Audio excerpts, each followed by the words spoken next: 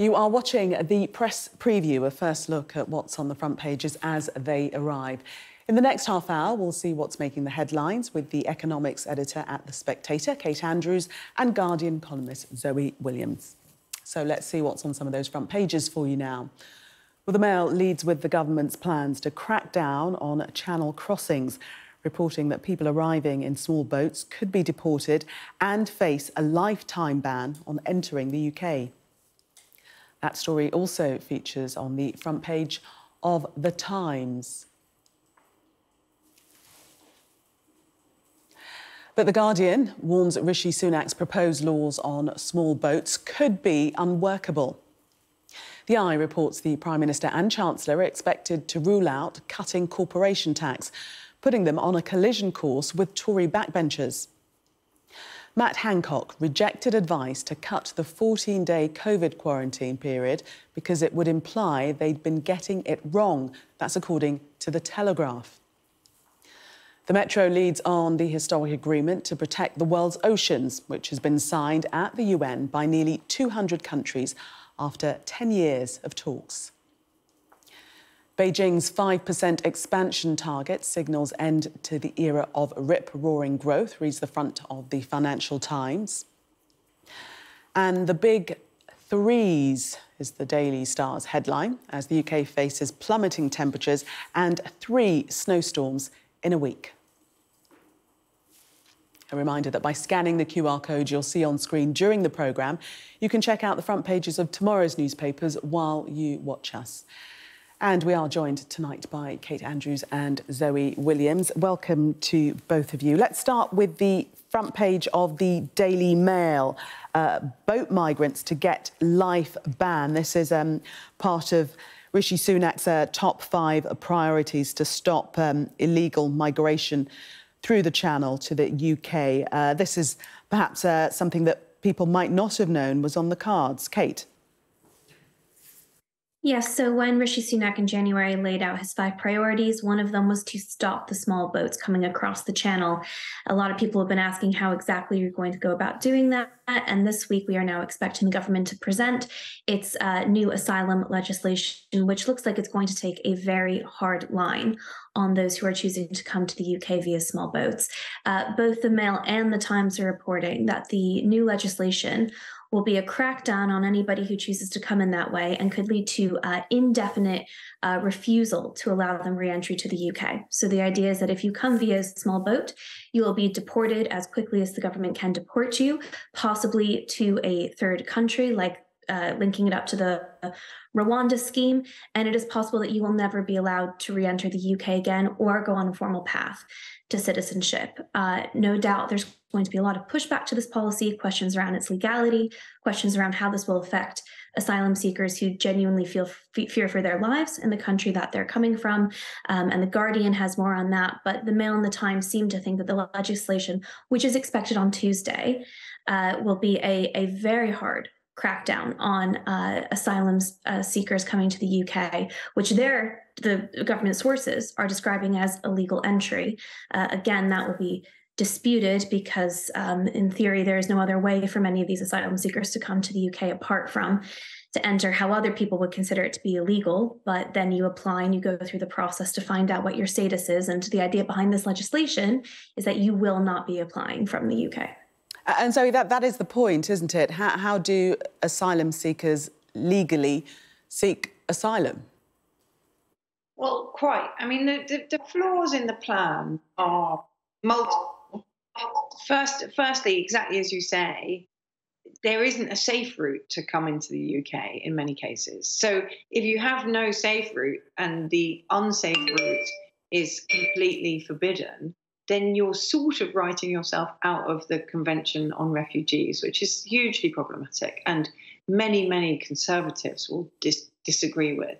You know, that Britain was at the vanguard of developing this humane international framework for the protection of refugees after the Second World War, and to row back from that and to secede from it is absolutely huge.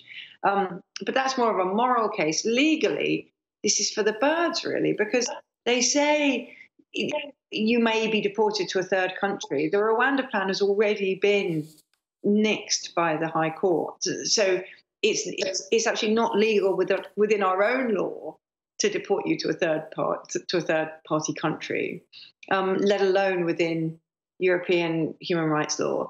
And furthermore, it's naked electioneering.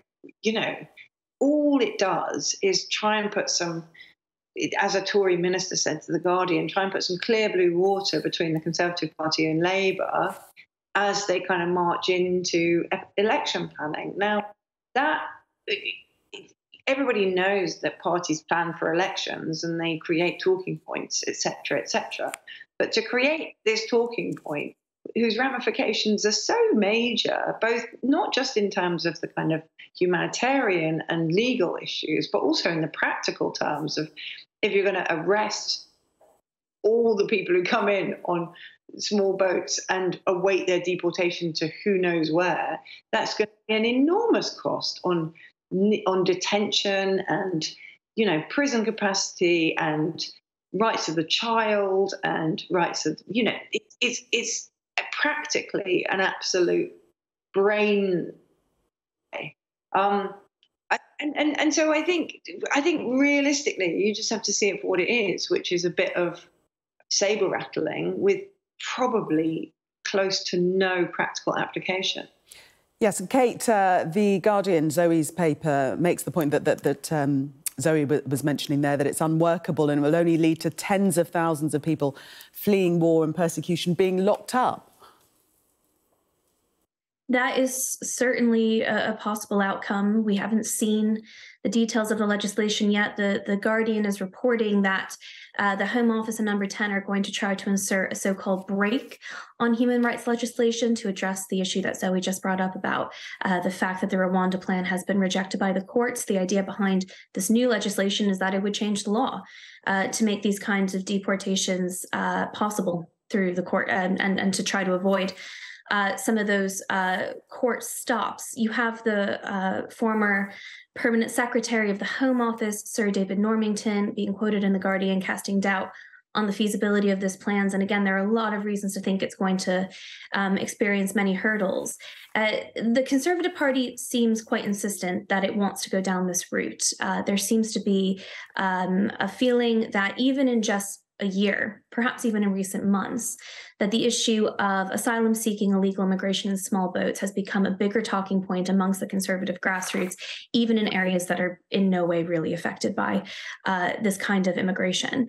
And so there does seem to be more consensus. And it's something that the Conservative Party wants to push. They clearly think the politics of this is going to work for them, but whether or not the policy, the law, and the hurdles are something they can overcome is another question. And then to Zoe's point, aside from that, almost separate, you have the moral arguments around this and what happens to genuine asylum seekers.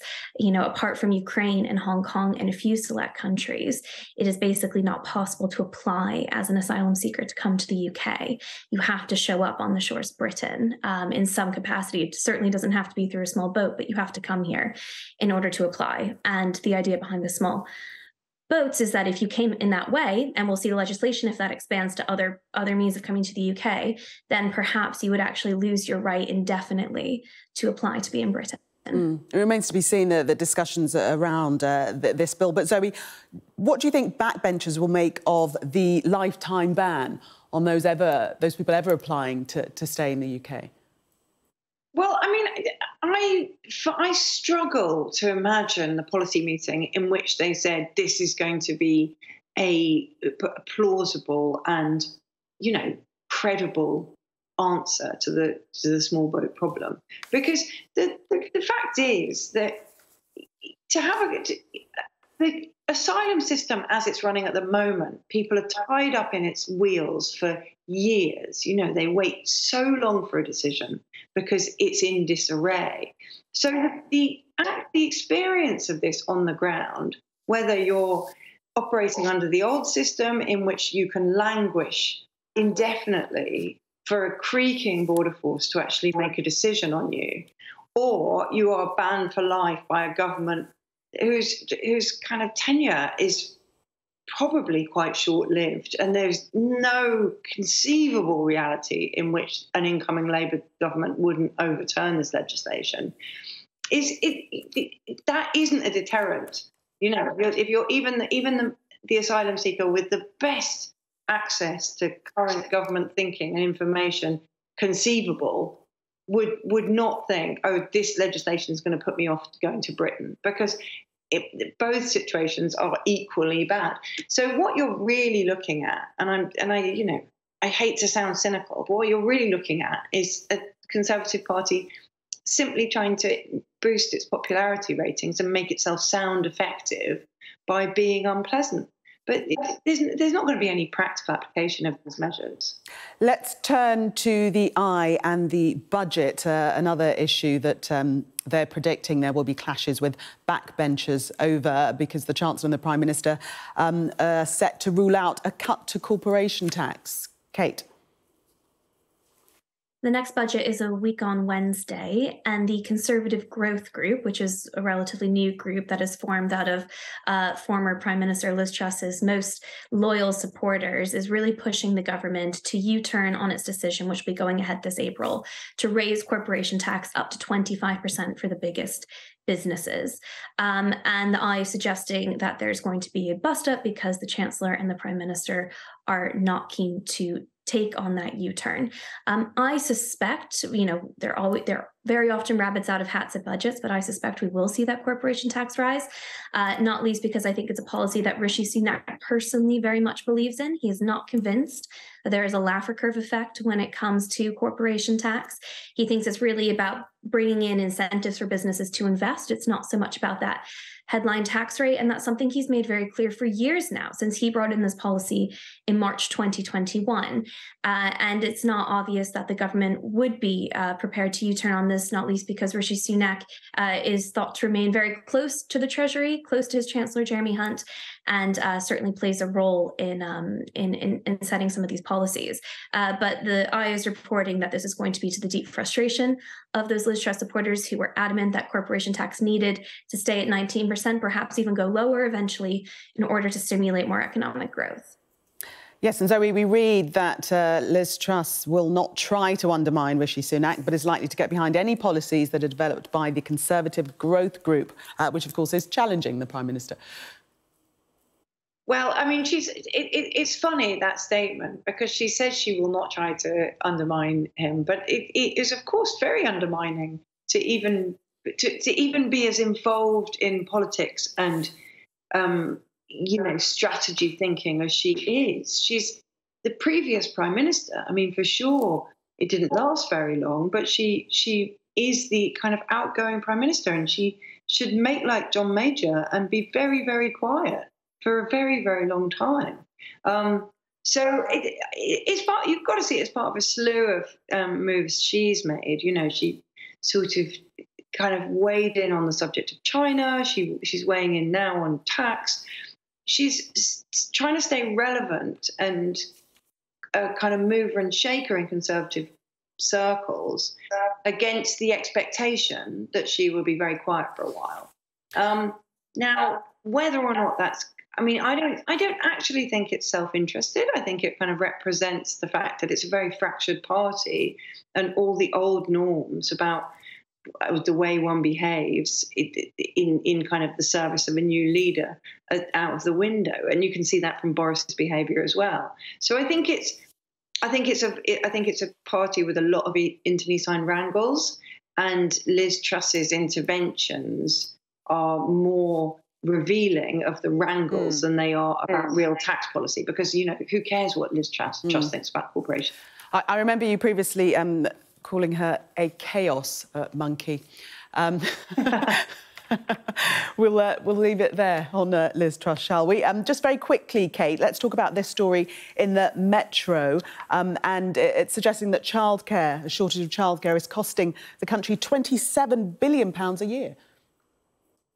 Yes, this is a report from the Center for Progressive Policy. They suggest that 1.5 million mothers would be working more hours if they had suitable childcare.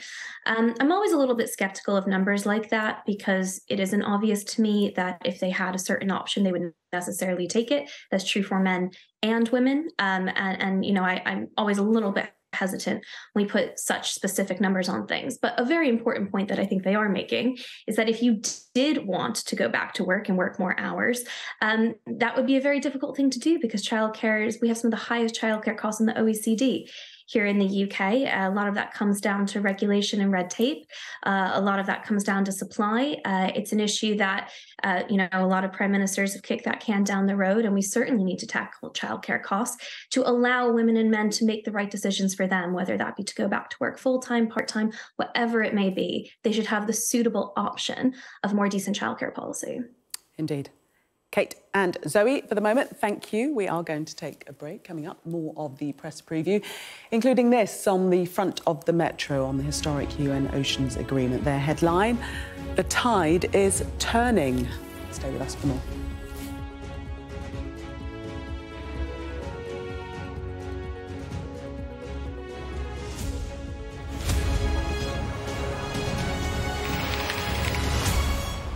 You are watching the press preview, still with me, the economics editor at The Spectator, Kate Andrews, and Guardian columnist Zoe Williams. I'll come to you first of all, Zoe. Let's have a look at the Metro and tell us about the biggest conservation win ever.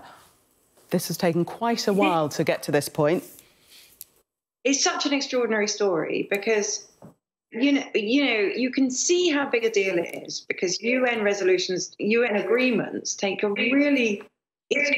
It's very hard to get them onto the front page of papers, very hard to get them into bulletins because they're often like sustainable development goals. They're very big words, but not very much practical application. And the reason this has made such a splash, if you'll excuse the wordplay, is that it is quite concrete. At the moment, 1.2% of oceans are protected under international law. This would protect 30% of the world's oceanic space from all kinds of things, whether it's kind of deep sea digging, deep sea mining, fishing, shipping. A huge amount of oceanic life is protected under these moves. And I'd really love to read the behind the scenes on who got it away, because it's going to have a significant impact on, trade, markets, profit, all kinds of things in the service of the environment. Kate, this is hugely significant, isn't it, after 10 years of talks?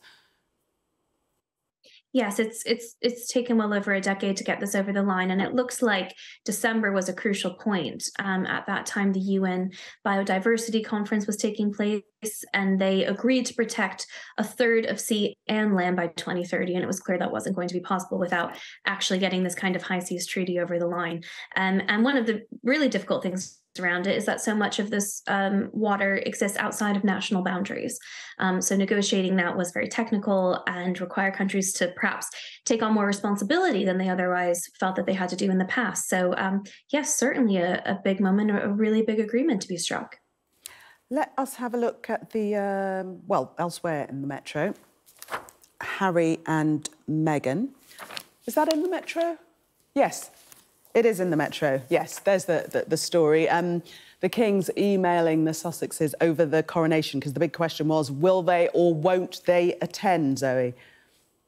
I tell you what it does. I'm sorry to sound kind of wonky about newspapers, but it really does go to show which newspapers are favoured by the palace, because the Mail has much more detail on this story, even though the Metro seems to have had it first. So basically, King Charles has emailed Harry to say that he can, to ask whether he's going to the coronation. And Harry and Meghan have yet to reply. But in the Mail, there's the detail that they can retain use of Frogmore Cottage. Remember the withdrawal of this was a huge scandal earlier last week, that they were having this kind of the place they stay when they come over from America taken away from them. That's hanging in the balance now. If they come to the coronation, apparently, then they get to keep the cottage, which incidentally is when we call it a cottage, it's like rich people call things wee nooks when in fact they're castles. It's quite a substantial house. So obviously the unknown is still unknown. Will they or will they not come to the coronation? But the devil is in the detail. It looks a little bit like they're sort of being bribed to come, which is quite surprising given the rift that has kind of occurred since the publication of Spare. But it has always been reported that the King has been reaching out and does want them to attend. But Kate, do you think they will, and do you care? Two very different questions. I don't know if they'll attend. I think this is actually a really big test for Harry and Meghan. I think a lot of the public have already decided how they feel about this couple.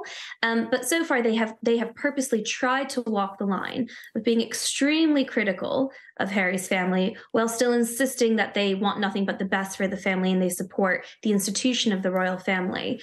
Coming or not coming will really show what side of the line they fall down on there. And if they come, I think it becomes increasingly difficult for Harry to do the kinds of interviews that we saw over the weekend, because clearly if he comes, ultimately, this is still something he feels is worthy and that he wants to be a part of. Kate, we must leave it there. Thank you both